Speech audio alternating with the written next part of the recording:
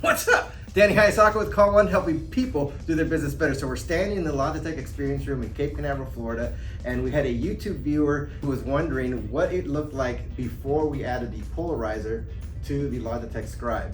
And then you see the recording of the actual Scribe through a Zoom meeting, and so you're able to see what it looks like without the polarizer. And then what we're going to do next is put on the polarizer to see if it impacts the image quality.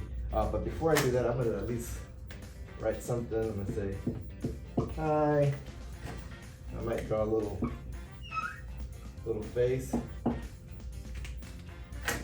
then I don't know what else should we say. We'll say hola.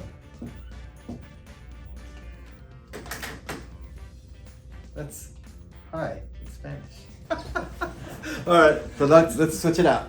All right, so now we've added the polarizer to the Scribe, and so you can see whether or not it impacted the image quality for the people on the remote end. I know here it's very difficult to see because we have those windows and there's a glare on this glass dry erase whiteboard, so it's very difficult to see from in here, but I know looking up at the screen that it looks much better.